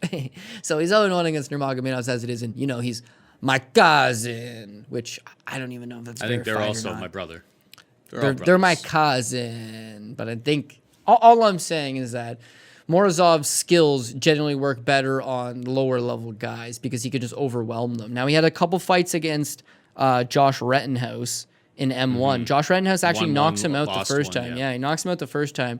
And it's just like, holy shit, huge win. Biggest win of Josh Rettenhouse's career, certainly, who's, shout out to him. He's a long-time, hard-working journeyman type fighter, but huge win for him. Then Morozov gets back on track. He lost to Movsar Evloev again, no big deal because it's Evloev. He goes on a string of wins over low-level guys. And then the second fight with Josh Rettinghouse, he does defeat him. He gets his revenge. He wins a decision victory. But he's getting taken down by Josh Rettinghouse. He gave up his back against Rettinghouse. He almost got caught in a rear naked choke against Rettinghouse. His grappling's not super refined. His striking, he's got big power. But again, it's more of a generalist. So if you're not a great striker, maybe that's where he takes advantage of you. If you're not a great wrestler, maybe he tries to go down that road. With Umar, it's like you've got a big problem here because he is the better striker. He's got way better kick arsenal. He's got the kicks up the middle. He's got the body kicks. He's got question mark kicks, teep kicks. He's just got a very good striking arsenal. And as well as his grappling is better, right? I don't think that Morozov's going to go out there and take him down. If anything, it's going to be Umar pressing him up against the cage, maybe sprinkling a couple takedowns. But for the most part, it's going to be open field striking, and Umar should get the win. It's the minus 525 price tag is what Umar was supposed to be on the Khabib card versus Gaethje, wasn't he? And he had to pull out with staph infection. Yeah, and you want to know something about that? So, add in that, who knows? Yeah, who knows where his training has been at for the last little bit? Another thing, if it was a closer line fight, you wouldn't be all that concerned. But when it's minus 525, you got to know that all of your ducks are in a row before you start jamming it into parlays, right? For sure. Also, we've seen him on World Series of Fighting one time, right? 2 years ago, he picks up a decision victory at a catchweight of 140. And then I don't know what the issue was. I mean, certainly this guy's got the name. He's got the look. He's got the skill. He's got the talent. He's making a lot of improvements. He's coming a long way. And it's like he got regulated to fighting back in smaller shows in Russia. I don't know if it's a visa issue. I don't know. He did come back to PFL one time. Beat Sindamar Honorio by decision. Not exactly the most impressive. He was a minus 1,600 favorite over the guy. Bit him by decision, went through the motions. That's fine. Then he's supposed to take on Hunter Azure. He pulls out of that Hunter Azure fight. It was canceled due to coronavirus. Then he's supposed to fight Nathaniel Wood. He pulled out himself due to injury. Then he's supposed to fight Sergey Morozov, and he got staph infection. He was going to fight with the staph infection. Mm-hmm. He hadn't told anybody. The staph infection caused him to have a high fever, and that's what red flagged him, and that's what pulled him off. And now you book him, it's 3 months later. That's fine. He's still the rightful favorite. But is he a minus 525 favorite, knowing that there's some question marks thrown in, so to speak? So the fact that Abubakar Nurmagomedov, an actual brother who's way more refined, can come in and get caught by a Zawada triangle choke. It's like UFC debut is tough on its own. Fighting in general is an unpredictable sport. This is his debut, coming off a long layoff, fighting a guy with a lot of experience, coming off injuries. Yeah, taking on a guy that routinely was fighting 5-round fights, has a lot of experience, 19 pro fights under his belt. Is not just your grab Jerome Rivera from Santa Fe, Mexico, because that's what you'd expect. Rivera's a 135er. You give him to Umar, and you know what happens, right? Exactly. But instead, they gave him a legitimate fighter in Morozov, who, again, his skill should prevail. He still should get the victory. It's one of 3 fights that I disagree with the price tag, but I have some faith Mudaerji, despite a bad price tag, gets the job done. Umar Nurmagomedov, despite a bad price tag, he probably still gets the job done. The Ricky Simon one really does give me a bad gut feeling. That's it. Oh, yeah, you're picking up your pen. That's why I waited till the last thing and then picked up the pen. I wasn't sure because the way you looked at me. All right, finally, last fight on the card, or first fight on the card. This will be starting at 9 a.m., so set your alarms. If you're obviously the West Coast, you're going to have to I mean, a lot of people on the West Coast, I think, are just going to miss Manon Fiorot, Yep. French, Fiorot. taking on Victoria Leonardo, minus 190, Manon. Plus 165, Leonardo. Leonardo was on Dana White Contender Series, taking on highly touted Kiwi kickboxer Chelsea Hackett. And you know what? She couldn't hack it. That Hackett. That was a good one. I know. I thought about that earlier. Delivery horrible, but I mean, she kind of showed her. It's just like, this is not a kickboxing match. She made it ugly. She forced her up against the cage. Made it real dirty. Is she the most technically refined fighter? No. Is there a high ceiling here? Probably not. But from what I've only done a little bit of tape on this. Watch a couple quick highlights and clips, but looks like she could kind of employ that exact same game plan here against Manon, who's coming in on short notice herself. Leonardo was supposed to already fight on this card. Natalia Silva. So she was already getting ready for this card. Manon, I believe, just gets called up a couple weeks ago kind of thing. Coming on short notice. Question marks galore. Seems like, I don't know how this line opened, but I believe that Manon's continued to become a bigger favorite. I don't know. It's dirty women's MMA fight early in the morning. We know Leonardo's 1, tough. 2, she's going to stick to that game plan. Plus 165 doesn't seem crazy. No, it doesn't. It doesn't at all. But again, this is one of 3 fights on the card. You faded Leonardo against Hackett, didn't you? You were on Hackett. I can't remember if I was. I don't think I was. No, I wasn't. I wasn't because with Leonardo, she was a training partner of Andrea Lee, and whereas that obviously don't really mean anything right now, is that from what I've seen, she's really strong, like physically strong, and that plays out good at this level because you can overcome a skill discrepancy with just being the aggressor and pressing him up against the cage and coming forward and swinging. And again, she seems like she's got a lot of intangibles, but looking back at the body of work, there's a lot of stuff that I don't like about her. So first and foremost, yeah, she's from Shreveport, Louisiana, same place as Andrea Lee, same place as Matt Schnell, same place as Dustin Poirier. What do you call it? Shreveport? Shreveport. Yeah. Shreveport, Louisiana. They used to have a CFL team. Really? Mm-hmm. There was I remember there was period US of time teams. where there were a bunch of US teams. Yeah, Las Vegas had a team, but I didn't realize small town Louisiana had a team. The difference between a lot of those fighters, Matt Schnell goes to ATT, right? And eventually ended up at Fortis MMA for this camp, I believe. Dustin Poirier goes to ATT. A lot of these guys have had to leave the confines of their gym. Andrea Lee now trains in Texas. I believe she spends time at Fortis MMA. Whereas Leonardo went to ATT, didn't she? See, I'm under the impression that her husband runs her camp, which is he's been running for her last few. And being tough and being aggressive, that's all well and good, but she leaves a lot to be desired. So when she competed on that Invicta one-night tournament, right, she loses to Miranda Maverick, no big deal, because Miranda Maverick ends up being a total badass and is a way better grappler, it's no problem. It's the Erin Blanchfield fight. So when she came into that fight, this is just last year. This is February of 2020, so not even a year ago. She fought Erin Blanchfield. Erin Blanchfield was 20 years old, right? And Leonardo's 29. She's got the strength. She's got that aggression. She got beat up bad and ended up getting head kick knocked out by Erin Blanchfield. Her hands are down. She's getting tagged. It's not a good performance.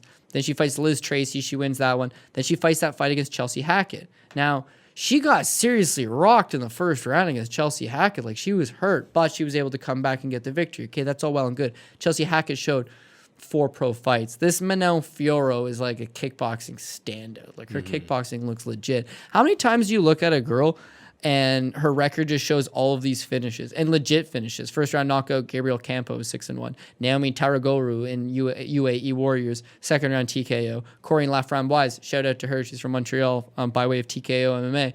Third round TKO. And I mean, beats the crap out of her all the way until the 10-second clapper and then puts her away. Like, bad. Can go to decision, has gone to decision, but then shows another one of these third-round knockouts. She was on a version of The Ultimate Fighter, which is called, The Fighter. It's the African version for the UFC Africa, and she had won that. But she had also competed in those IMAF tournaments for amateurs, and she'd won those as well. So here's a girl that, as an amateur, is a standout, largely on the basis of her kickboxing. And as much as it's kickboxing, I believe she's also got a lot of, a karate base. And she just moves in and out really well. So I like what I see from the outside. I like what I see from her kicking. She's got nasty kicking arsenal, loves to kick the legs, loves to kick to the body, loves to switch stances, loves to be very mobile. There's a lot to like from her out of there. But it's like, well, how's her ground game going to keep up? And for the most part, I mean, she's been taking girls down. Corinne Laframboise is a ground fighter, and that fight does take place, chunks of it on the ground. And again, Fiorot is cruising on her. I think that she's a legitimate fighter. I think that she's got a high ceiling.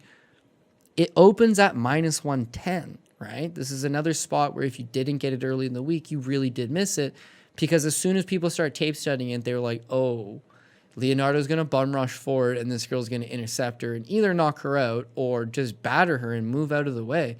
Leonardo's ground game's not good enough that, oh, well, she'll eventually get a hold of her and peel her to the ground and mount her the way she did Chelsea Hackett. Like, I don't think so. And that's why you've seen it swung almost 100 points. Your sheet reads minus 190 and it's already going to minus 205. And I would expect it to stop at 210, 220 maybe. But considering it was a 110 opener, you're seeing the love come in for Fiorot, and I understand why. From what I've seen, it seems like she's a far superior striker. Keep the standing, keep it to the outside, chip away at her, and then you can either force a stoppage, because she's got a lot of power for a 25-pound girl. The short notice does let me worry a little bit, but it's also like, I think she's high-level talent. And high-level talent, you don't just take a fight on a week's notice unless it's like, this is a good fight for us, we'll take it. And the last thing there is Leonardo hasn't been cruising over her opposition. She was finished by a 19-year-old who was very green, Erin Blanchfield, who's a total badass, by the way. And then following that, the Chelsea Hackett fight, it's like, okay, yeah, cool, you came back, you won, but it was like, she hurt you. You were stunned there. So why could not Manon Fiorot do the same thing? I think it's possible that she could. That's fair. I obviously didn't do very much tape on that one. No, listen, it's the first fight on the card. Maybe you just wake up at 9:30. Caveman Sam, shout out to him, Trailer Park Boys fame. But I talk to him all the time, and his one thing that he does on his bets is he's like, I watch the big swings and like the lines. And when he calls me every week and gives me his recap, a lot of the big swings and the lines actually do end up hitting. Now, that's not somebody is like, now's the time to hit it. It's just like, it's a consensus. Could be tout services. Yeah, and the more information that becomes available, the more closer to fight week draws, the more, there's word of, oh, this person's limping around the hotel lobby, or this person's having a bad weight cut, or all these different things. Sarah Moras would be a great example, right? Sarah Moras last week, imagine just having a conversation with this girl at any point prior to her stepping in the cage and hearing her be like, yeah, I'm not going to take it to the ground. I'm going to beat her in a stand-up battle. Right away, you'd be like, Vanessa Mel is going to win 100 out of 100 times. It's one of the few things I did right last week, is right during, like 2.5 minutes into round You did the live bet too? Okay. Got it plus 162. Because I was just like... She hadn't even thought about it. If she's not shooting for takedowns, like, I don't see a path for her. She's going to get chewed up on the feet. Yeah. And then by the end of round 2, she's like, Melo's like minus like 1,000. The worst part is that she'd kind be of like... that, which I thought that was a little bit nutty, but... It was nutty, but it wasn't as nutty as Moras comes in. Jab. She was missing those jabs. Whiff, jab. And then it was like... We're social distancing here, and like, this is the distance. I know, but it would be like... It'd be like... And then it'd be like... And then in her mind, it was like, well, fuck yeah, I won that exchange. It's like, how do you think you're winning? Well, she legitimately thought she got robbed when they read the decision. Yeah, I know. And it was like, girl, if they pitied you a 29-28, they'd give you the third round. There's no way in hell you won the first 2 rounds. In her mind... The jabs did not land. She was grunting and like screaming really loud every time she threw anything, but nothing was landed. Yeah, also the worst piece of advice... Was her corner telling her, like, you're doing a great job, you're up. Maybe that's what they do. You know what they So maybe that confused her. You know what they told maybe her? She needs to like have positive reinforcement. I don't know. I'm just it was really bad corner work actually, because they told her between rounds, they're like, okay, so the first round she never even attempts one single takedown and she loses. The second round she's losing, and then with like 30 seconds left, maybe like 45 seconds left, she did attempt one of the worst takedowns you've ever seen, didn't work, and then right away just abandoned ever trying that again. After the second round, her corner's like, good. Now she's expecting the takedown. Use that to feint it, to hit her with some strikes. It's like, holy fuck, they're still not telling her to take the fight to the ground. They're telling her to use it to set up some strikes standing. That has got to be the worst game plan I've ever heard. She was never going to win a stand-up fight against Vanessa Melo, not because Vanessa Melo is some great striker, because she was never going to win a stand-up striking battle over anybody. She's 6-6. She's now 6-7, rightfully so. Cut, and that was one hell of a questionable ring IQ call. She's cut. She's 6-7, and I think she's 1-5 in her last 6 fights. Have to imagine she's getting cut. Crazy times, buddy. I wouldn't be surprised to see her show up against some sort of prospect we're trying to promote. She also shows losses to Toledo Bernardo. She greased out Lilia Jajua in a third-round stoppage in a fight she was losing. Like, that's bottom of the barrel. It's over for you. But here's the crazy thing. You can look at the skills. You can look at the tape. And there's definitely a path of victory for Sarah Moraes. But you don't know if she's going to attempt to use that path of victory because you're not her. You don't know. Everybody that tape studied that, every capper, every tout came up with the same theory, right? Close fight. Maybe Vanessa Mo wins. Maybe Sarah Moraes wins. But Sarah Moraes has to get this fight to the ground. Everybody gets the same conclusion. And yet her world-class coaching staff and her, a 7-year UFC veteran didn't come up with the same conclusion? I don't know. I could tell you Rachel Ostovich moves up to 135 no, they already cut her. Take they already on Sarah cut her. Moraes. Yeah, they already released her. Bellator's calling and setting that stuff up. If she would have gone out there and swang some bombs and had an entertaining fight, you're right. They probably do find a roster spot for her somewhere. But that was a really bad fight. Yeah. And that was her looking in incredible physical shape. And she did everything right in training camp. And she busted her ass, and she decided to just jab, and exhale. Jab and exhale a lot. Also, thanks for bringing that up. Yeah, Manon Fiorot. Oh, fuck, dude. It's a lot of kias. And it'll sway the judges. She'll get the victory. So. Didn't work for Moraes. I imagine Manon's striking a little bit more crisp. One of the judges gave Moraes a round, so maybe it worked on them. I don't know. The other two had a 30-27, which I thought was very reasonable. Mm-hmm. It's just like, oh, man, she got me good with that punch. My nose is completely broken, and I'm bleeding everywhere. But you know what? I did jab her a few times.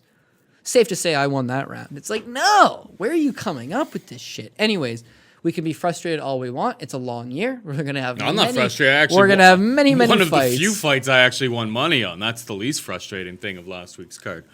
All right, we're just about out of time here, but before we go, hit them with the PRP, kid. Yeah, not a very good PRP. We're going Neil Magny, Munir Lazzez, Ike Villanueva, Vivian Arroyo, Tyson Nail, Lerone Murphy, Tom Breese, Ricky Simon, Mudaerji, Dalka, Francisco Figueiredo, Mason Jones is dog number 1, Umar Nurmagomedov, and Manon Fiorot. So I only got one underdog. 13 favorites and one underdog. Yeah. Okay. So now, just real quick, and then obviously. I mean, in fairness, the Dalka is close to a pick 'em. Right. So it's like, man, I got all these Tyson favorites. Nam, so I throw out the Ricky Simon fight because I'm like, oh, that's an apple pie shit. It's a potential apple pie shit. Yeah. The Mudaerji fight, let's just throw it out as a potential apple pie shit. The Dalka fight, we're gonna throw. Or actually, he's only minus 135. Don't even have to throw that one out. Umar, we're gonna throw that one out. So those are your big favorites, right?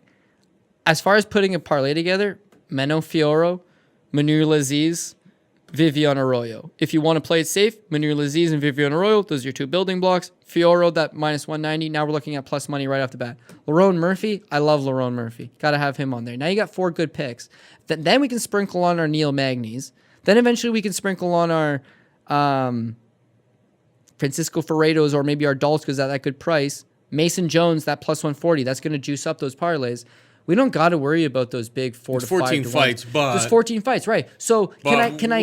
Are 13 I feel like favorites we've going to learned hit? enough over the last little bit. Don't say like, oh, there's going to be 14 fights on Wednesday morning because shit. Well, it's happens. already Monday, so like they're weighing in tomorrow. I would have to assume that at least one fight is dropping off, maybe 2. Yeah, Weigh-ins after holidays. I mean, last week's we're over at the island. There's supposed to be so few cancellations. There was a lot of There were a lot of fights that were supposed to happen at last week's card that did not happen. Yeah. So again, similar to we got 13 favorites. Are 13 favorites going to win? No. But we need to figure out the 6 or 7 that are going to win, and the other ones just have less exposure to them. Last week would not have been a bad week if not for Buckley, because besides Buckley, Austin Lingo goes out there, he performs, he does his job. Mm-hmm. Ramazan Ameev, it's a close fight, as literally every single Ramazan Ameev fight has ever been, but he gets the job done. Felipe, they give us a pass on Felipe. We got Carlos Condit. Carlos Condit comes and he shines through. Imavov got canceled, so you got to push on that. We're looking at hitting a 3 bracket parlay. You can very easily cash out at this point and bet against Buckley, very easy hedge out by Alessio Di Chirico because he's such a big dog money. You had been guaranteed at that point 3 tickets that would have paid you near 10-1. Would have been an easy hedge out, but we did it. Because you know what, Buckley looks the part, and it's our first event of the year, and we're not crushing this event so easy. I'm just going to let this one fly. Ends up being a bad move. If you're smart, you just take your double up, you take your triple up, you move on to the next event. We let it ride. It didn't work for us. But that's the difference between one fight goes wrong and it's a bad week. If Buckley wins, we're cashing really nice. This is the same thing. We've got favorites. We got a lot of favorites. Some of those favorites are going to lose. We just got to construct it properly that the ones that we have the most exposure to, which will be Vivian Arroyo, in my opinion, Lazzez, but that one could be a little bit dangerous. Lerone Murphy, and maybe you have a way better leaning on Mudaerji, who I think still gets the win, but maybe you feel way better about it. Maybe you feel way better about Umar. Maybe you put one of those ones with that. But you can construct a nice lineup, a nice parlay. I think my style is a little bit different. The guys that I'm looking to bet are going to be basically right as soon as we leave here are going to be Neil Magny, Tyson Nam. I'm going to tail your boy Mason Jones. And what is the under on the Vincius Moreira versus? Yeah, it's probably going to be something very high, but just for sake. Because either Vincius Moreira gets knocked out. If it was under 2.5 rounds, giddy the fuck up. It's probably a 1.5. Where is it listed? And obviously Delka. I'm going to be betting Delka. Why can I not? Delka, Magny, Nam, Mason Jones. Yeah, and the under 2.5 is minus 240. So I wouldn't touch it. It's a good parlay piece, I think. Yeah, you would assume one of them is going over. Because even in the lingo fight last week, it was like, this is going to go under 2.5. And it just turns out that Jacob Kilburn could take one hell of a punch. My God. You know who can't take one hell of a punch? Vinicius Moreira. So, yeah, this one probably a better shot at hitting that under. All right. Any final thoughts, final words? No, I mean, again, we got a lot of favorites, so I probably didn't do you a ton of service. Hopefully you took away something informative from the show, and then we're back at it again on Wednesday to do the Saturday show. I hear there's a big card on the weekend. Yeah, so a former champion returning after all of the craziness. Well, listen, this will be the biggest card of the year unless he fights again. Is this a work? Is Conor still the same guy, or you think COVID kind of fixed Conor? Because he's definitely changed his brand. He was going down the bad boy path for a while there, but it seems like he's flipped the script. It's tough to go to a pub and punch out an old man if you can't go to the pub, right? This is very true. It's tough to go and get caught doing cocaine off a high-class hooker's ace when there's no club to do the cocaine off the high-class hooker's ace. And he can't go home with her. He's got 2 kids and a wife, right? So probably have to go to the gym, train at the gym. If you've seen pictures of him, whoa, he's thick. So as long as he's looking good, everything is cardio doesn't pop its rear head. Everything is lining up for a knocking his head clean off in round 1. Yeah, and I don't think there's nothing good that could happen to his brand from losing to Dustin Poirier. So the fix ain't in for him, and Dustin is a proud warrior. So there's no fix in on him. It's going to be a legitimate fight. It's just whose skill set's going to prevail on that end. Obviously, that's going to be the biggest fight of the year. It's Conor McGregor. Most of our viewers, last week's the first show of the year. This week's a Wednesday show, probably flying under the radar, and then next week's the big one. But yeah, I honestly just appreciate everybody for tuning in to all the episodes. And again, we had doesn't seem overwhelming, but to me, I really appreciate it. But we had 14, 15 people use the DOP code, sign up for Monkey Knife Fights, play along. Obviously, it's a new platform. Obviously, we're working it out. But the fact that you guys are getting involved and playing along with us, it does mean a lot. I really do appreciate it. At any point, you can also sign up if you haven't yet already.